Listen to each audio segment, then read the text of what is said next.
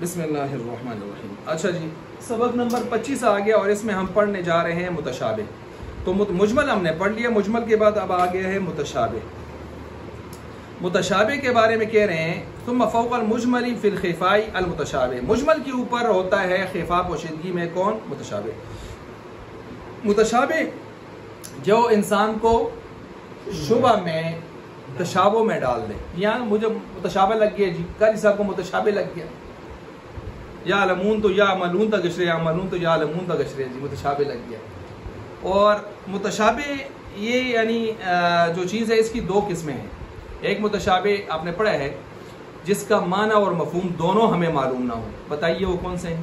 حروف مقطعات، صورتوں کے شروع میں نہ ہمیں معنی معلوم ہے نہ مراد معلوم ہے، جو مرادیں ہم نکالتے بھی ہیں تو یہ اپنے دل کو تسکین دینے کے لیے سکون، ورنہ ہے کچھ بھی نہیں۔ اچھا، دوسرا جو یہاں پر متشابہات وہ ہیں جن کا معنی تو معلوم ہے ہمیں خوب، لیکن ان کی مراد کا ہمیں پتہ نہیں ہے۔ ہم یوں کہہ دیتے ہیں کما یلیق بشانہ، جس طرح اللہ کی ذات سے مناسب ہے، بس اسی طرح۔ مثلا یدن کا معنی ہاتھ، یہاں سے لے کر پوروں سے یہاں تک کے سب مونڈے تک کو ہاتھ یدن کہتے ہیں، معلوم ہے۔ رجلن کا معنی بھی ایسے اوپر تک جو آپ لے لیں، یہ سارا کیا ہے؟ وہ اس میں آ جاتا ہے۔ اچھا، اب یہ اسی طرح جو ہے ساق لے لیں، پنڈلی، اور اسی طرح وجہ، چہرہ، یہ معنی تو ہمیں معلوم ہے، لیکن اب یہ کیسے ہیں اللہ کے لیے؟ اللہ تو جسم سے لوازمات سے پاک ہے، ٹھیک ہے، ہمارا عقیدہ ہے۔ تو پھر ہم کہتے ہیں کما یلیق بشانہ، تو معنی معلوم ہے، مراد کا پتہ نہیں۔ یہ ہو گیا خلاصہ متشابہات کی دو قسموں کا۔ اب اس کے ساتھ اس بات کو سمجھیں کہ آیا متشابہ کا علم صرف اللہ ہی کی ذات کو ہے یا کسی اور کو بھی ہوتا ہے؟ تو ایک نظریہ یہ ہے کہ صرف اللہ کو اس کا علم ہے۔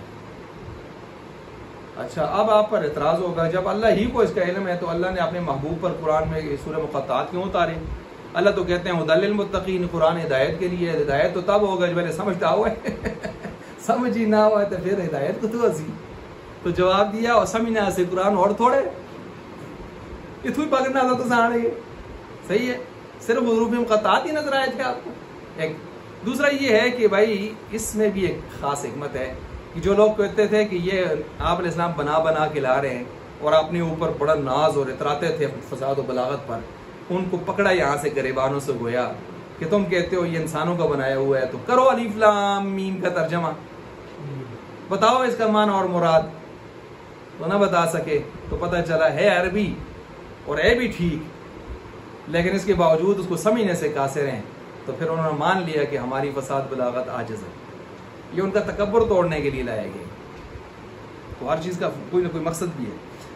اچھا، اب اللہ ہی کو اس کی مراد کا پتہ ہے، بعض کہتے ہیں اللہ اور اس کے رسول کے درمیان کوڈ ہیں، راز ہیں، اور بعض کہتے ہیں اللہ اور اس کے رسول اور راسخین فی العلم کو بھی معلومات ہوتی ہیں کچھ۔ اب امام شافعی اسی کے قائل ہیں، چنانچہ انہوں نے قرآن کریم میں وہ جو آیت آتی ہے والراسخون فی العلم وما يعلم تأویلہ الا اللہ والراسخون فی العلم، وہ کہتے ہیں الا اللہ، یہ جو راسخون کا لفظ ہے نا، والراسخون، امام شافعی رحمۃ اللہ علیہ فرماتے ہیں راسخین فی العلم، اس کا عطف جو ہے اللہ پر ہے، الا اللہ پر ہے، نہیں جانتے اس کے تعبیر کو مگر اللہ، والراسخون اور راسخون فی العلم، اس میں سب سے پہلے آپ علیہ السلام، صحابہ وغیرہ آئیں گے، پھر قیامت تک آنے والے راسخین فی العلم داخل ہو جائیں گے۔ اب انہوں نے عطف کی ہے لفظ اللہ پر، لیکن احناف کہتے ہیں نہیں جی، ایسے نہیں، یہ جو آپ نے یہاں عطف کر دیا ہے یہاں وقف لازم ہے، لہٰذا وقف لازم جب آپ کریں گے تو الا اللہ پر بات ٹوٹ جائے گی، کلام ٹوٹ جائے گا، والراسخون فی العلم بات پوری ہو کر آگے نیا کلام شروع ہو جائے گا۔ والراسخون فی العلم یقولون، وہ تو ایمان لانے کی بات کر رہے ہیں، علماء ہے نا، تو انہوں نے کہا یہ اچھا، یہ جب ان کا اختلاف ہو گیا تو آخر میں ایک محاکمہ کرنے کے لیے آپ جیسے لوگ تشریف لائے، انہوں نے کہا جی لڑنے کی ضرورت نہیں ہے، نزاع لفظی ہے، کوئی حقیقی نہیں ہے۔ نزاع لفظی کا کیا مطلب ہے؟ بس یہ ظاہری طور پر نزاع ہے، اندروں کچھ بھی نہیں۔ امام شافعی نے جو کہا ہے راسخین فی العلم جانتے ہیں، وہ بھی کہتے ہیں قطعی اور یقینی نہیں جانتے، ظنی جانتے ہیں، تخمینی جانتے ہیں، اور جو امام حنیفہ نے کہا نہیں جانتے، وہ کہتے ہیں یقینی جانتے ہی نہیں، تو یقینی کے نہ جاننے میں دونوں مشترک ہیں۔ اچھی بات کی, اچھی تعویل کی. اور جس طرح کو آیا تھا کہ امام حنیفہ پر 150 میں فوت ہوئے تو 150 میں امام شافعی تشریف لائے. تو حنفی شافعی نے کہا ہمارا امام جب آیا تو ہمارا ٹھہر نہیں سکا میدان میں. اس نے کہا جب تک ہمارا کھڑا تھا میدان میں تو تمہارا آ بھی نہیں سکتا تھا. تو درمیانے والے نے کہا نہیں, اللہ کے بندے 70 سال انہوں نے خدمت کی ہے, بوڑھے ہو گئے تھے, انہوں کو جانشین چاہیے تھا, جانشین آ رہا تھا, تو کہا اللہ کے حوالے. اچھا جی, اب یہاں پر دیکھیں مثال المتشابہ الحروف المقطعات فی اوائل السور, صورتوں کے شروع میں حروف مقطعات.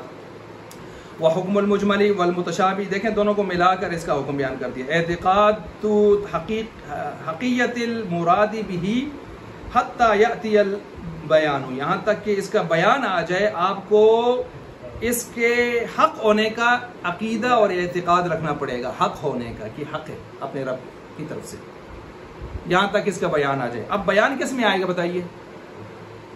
مجمل میں آئے گا. متشابہ میں دنیا میں بیان نہیں آئے گا, متشابہ پر صرف ایمان جائے گا. یہ فرق کریں گے آپ یہاں. مجمل کا جیسے پیچھے آ گیا نا بیان, حدیث آئی, لیکن متشابہ کا بیان دنیا میں نہیں آئے گا. آپ نے ایمان رکھنا ہے اور آگے تک جانا ہے.